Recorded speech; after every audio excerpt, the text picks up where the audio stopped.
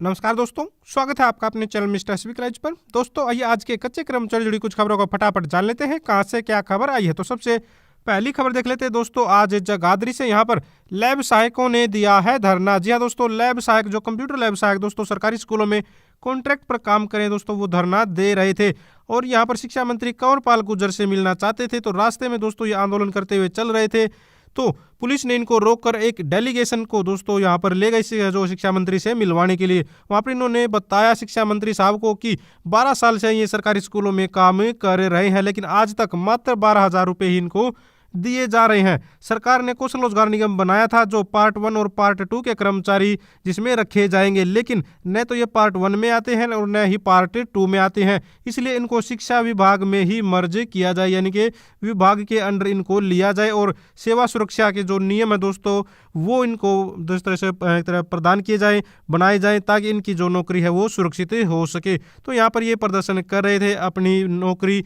की सुरक्षा के लिए और यहाँ पर सैलरी बढ़ाने के लिए। करनाल से भी देख सकते हैं लैब सहायकों को पक्का करने की मांग जताया गया है रोष। जी हाँ दोस्तों, सर्व कर्मचारी संघ हरियाणा ने मांग की है कि जो कंप्यूटर लैब सहायक है उनको पक्का किया जाए और एक टीचर की तरह वेतनमान इनको दिया जाए, क्योंकि ये स्कूलों में टीचर की तरह ही काम कर रहे हैं। इनका अभी वहाँ पर एक पोस्ट है, लेकिन दोस्तों उसकी सेवा नियम न होने की वजह से इन्हें सरकारी कर्मचारी का दर्जा नहीं दिया जा रहा है। तो सरकारी कर्मचारी का दर्जा दिया जाए ताकि इनका भविष्य सुरक्षित हो सके, एक पॉलिसी बनाने की मांग इन्होंने यहाँ पर की है। देख सकते हैं आगे यहाँ पर, इस वर्ष हर हाल में लागू होगा 75% रोजगार कानून, दिग्विजय चौटाला। जी हाँ दोस्तों, दिग्विजय सिंह चौटाला ने कहा है कि जो प्राइवेट नौकरियों में हरियाणा के युवाओं को 75% का एक तरह से जो कानून बनाया था आरक्षण देने का, भाई उसमें जो है प्राइवेट नौकरियों में भी जो 75% कैंडिडेट है वो किसी भी प्राइवेट कंपनी को दोस्तों उनको लेना पड़ेगा हरियाणा से कैंडिडेटों को।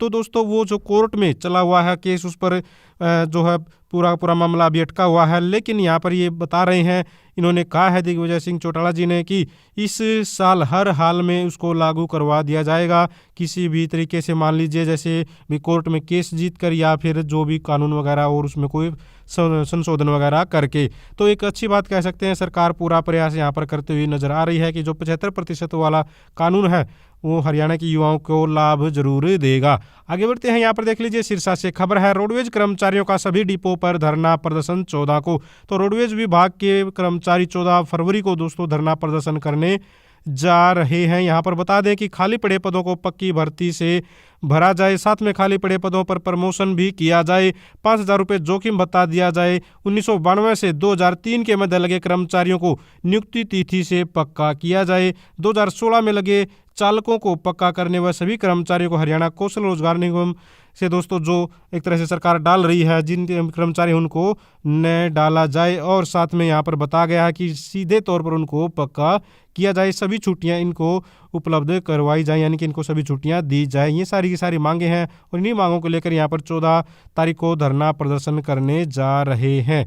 आगे देख लेते हैं, यहाँ पर मांगे पूरी न करने पर बड़े आंदोलन की चेतावनी। जी दोस्तों, शिक्षकों गैर शिक्षण कर्मचारियों को मिला है छात्रों का भी समर्थन। तो दोस्तों जो एडिड कॉलेजों में काम कर रहे हैं शिक्षा विभाग के मतलब कर्मचारी, मान लीजिए चाहे वो टीचिंग में है या फिर नॉन टीचिंग में है, क्लर्क वगैरह है, पीएन है, उन सभी ने दोस्तों यहाँ पर मांग की है कि इनकी नौकरी सुरक्षित की जाए। इनको दोस्तों कर्मचारी की जो सेवाएं होती हैं उसके हिसाब से जो इनको मिलना चाहिए, जो एक तरह से सेवा नियम जो कर्मचारी के लिए होते हैं वो इनको भी उपलब्ध करवाए जाएं। उनकी दोस्तों सेवाओं को देखते हुए यहाँ पर प्रदर्शन कर रहे हैं कर्मचारी के। इनके लिए भी पे स्केल है जो पक्के कर्मचारियों को मिलता है, जिसका लाभ इनको भी उसका लाभ दिया जाए।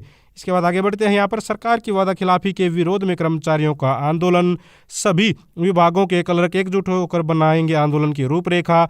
मार्च अप्रैल में डीसी दफ्तरों पर देंगे पड़ाव, यानी कि पड़ाव डालने की बात इन्होंने यहाँ पर कही है। तो 21 मई को सीएम आवास पर करेंगे प्रदर्शन। तो आने वाले समय की रूपरेखा आप लोगों के सामने नजर आ रही है कि कर्मचारी किस तरह से बड़े प्रदर्शनों की तैयारी कर रहे हैं मार्च अप्रैल में और उसके बाद यहाँ पर मई के महीने में भी।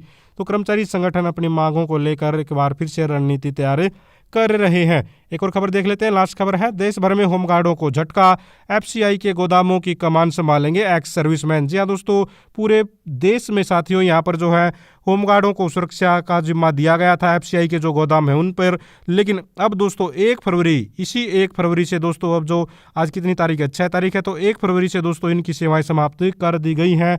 यहाँ पर जो एफसीआई है उसने निर्णय लिया है कि ये जो एक्स सर्विसमैन है उनकी सेवाएं लेंगे और यहाँ पर जो होमगार्ड है उनकी सेवाएं समाप्त कर दी हैं। तो होमगार्ड ने दोस्तों, उनका कहना है कि कम से कम इनकी नौकरी तो सुरक्षित की जाए। एक्स सर्विसमैन की तो आर्थिक स्थिति फिर भी ठीक होती है, जब वो रिटायर होकर आता है तो वहाँ पर दोस्तों सभी सेवाएं जो उसका लाभ मिलना चाहिए, पक्की नौकरी उसको मिलता है, लेकिन इनको तो 20-20 साल हो गए कुछ कर्मचारियों को तो नौकरी करते हुए, एक झटके में ऐसे नौकरी से निकालना बिल्कुल ही नाजायज है। तो 24,000 रुपये महीना की सैलरी अभी तक पा रहे थे तो घर खर्च ठीक से चल रहा था, लेकिन अचानक से नौकरी जाने से अब ये बेरोजगार हो गए हैं। हालांकि सरकार की तरफ से यहाँ पर थोड़ा बहुत हल्का फुल्का प्रयास यहाँ पर नजर आ रहा है कि शायद इनके लिए कुछ किया जाए। बस